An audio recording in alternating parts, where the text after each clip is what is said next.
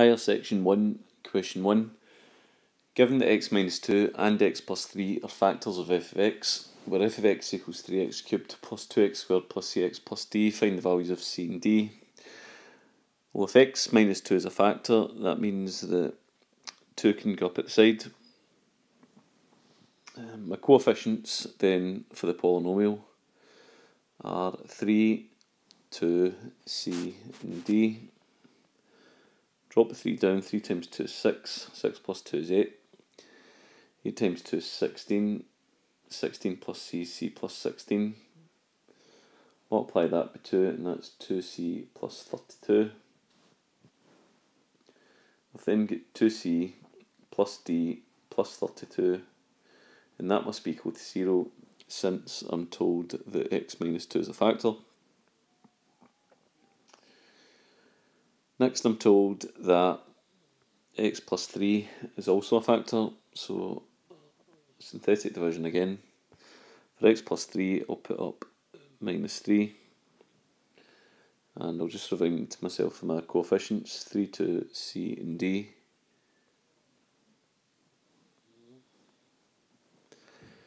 So drop the 3 down, 3 times minus 3 is minus 9, 2 minus 9 is minus 7, minus 7 times minus 3 is 21, 21 plus c, c plus 21. Multiply that by minus 3 and that's minus 3c minus 63.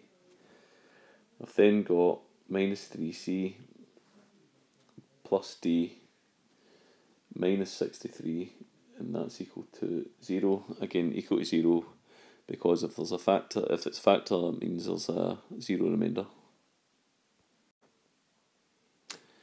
I've now taken both my equations and lined them up, and this is now going to be simultaneous equations.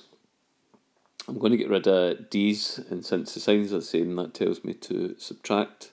So I'm going to do equation 1, take away equation 2. So 2c minus 3c is 2c plus 3c, that's 5c. And d minus t cancels out. 32 minus 63.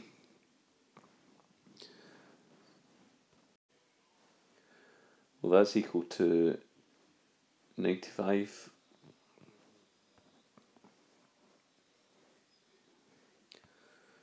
Then get c equals 95 over 5, and that means that c is equal to 19. I'm going to then take that c equals 19 and sub it back into one of the equations, so it doesn't really matter which one, but I'm going to choose equation 1, so I'm going to sub c equals 19 into equation 1. I'll just explain that to the examiner.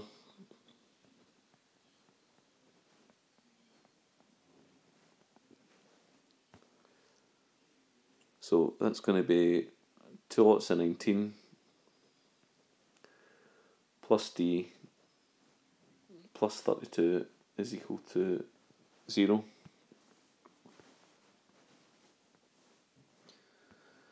It'll be 38 plus d plus 32 is equal to 0. That's d plus 70 is equal to 0, and d is equal to minus 70. That's the final answer. Okay, section 1, question 2. F of x equals x cubed minus x squared minus 5x minus 3. Show that x plus 1 is a factor of f of x. So minus 1 up at the side, and my coefficients are 1 minus 1 minus 5 and minus 3. Drop the 1 down, times minus 1 is minus 1, minus 1 minus 1 is minus 2, multiply that by minus 1 is 2, minus 5 plus 2 is minus 3, minus 3 times minus 1 is 3, 3 minus 3 is 0. Back that up with a statement, so r equals 0, therefore x plus 1 is a factor. The question then asks me to factorise fully. So I've got the bracket x plus 1, and I've got a quadratic here which is going to be x squared minus 2x minus 3. Two numbers that multiply give minus 3, add together give minus 2, and that's going to be x plus 1 bracket x minus 3. I could then write that x plus 1 double bracket is x plus 1 all squared, bracket x minus 3. Now part B says, one of the turning points of the graph lies on the x-axis. Write down the coordinates of the turning point. Well, since I've got a squared bracket of x plus 1, what that implies is that there is equal roots at minus 1, which would look like that. That's clearly where the turn point would be. So the turn point occurs then when x equals minus 1. To get the y coordinate of that, I would just sub that back into the original function. So that's f of minus 1 equals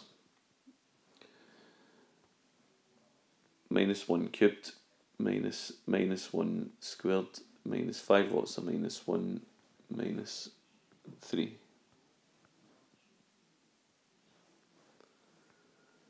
So just taking care of that, minus 1 cubed is going to be minus 1. I'm then subtracting minus 1 squared. Minus 1 squared is 1, so that's subtraction of 1. Minus 5 times minus 1 is plus 5. Take away 3. Minus 1 minus 1 is minus 2. Plus 5 is 3. 3 take away 3 is 0. So the point of contact with the turning point is minus 1, 3. And that's the final answer. Or rather, minus 1 is minus 2. Minus 2 plus 5 is 3. 3 take away 3 is 0. Point of contact is actually minus 1, 0, and that's the final answer. Higher section 1, example 3. Show that x minus 4 is a factor of x cubed minus 5x squared plus 2x plus 8. So if minus 4 is a factor, 4 goes up the side. Coefficients of 1, minus 5, 2, and 8. Drop the 1 down. 1 times 4 is 4. 4 minus 5 is minus 1. Minus 1 times 4 is minus 4. 2 minus 4 is minus 2. Minus 2 times 4 is minus 8. 8 minus 8 is 0. I'm looking for a statement then. So r equals 0. Therefore, x minus 4 is a factor. So I've got x minus 4 as my first bracket. And I'm going to take the quadratic out of this one, x squared minus x minus 2. Two numbers multiply give minus 2, add together give minus 1, and that's going to be minus 2 and 1. So it'll be x minus 4, bracket x minus 2, bracket x plus 1. Just a wee one marker here, part 3, is just telling me to solve. So to solve, remember what you're doing here is you're finding the roots. So we make it equal to 0, and that will give me x equals 4, x equals 2, x equals minus 1. And that's the final answer. Section 1, question 4. We're going to simplify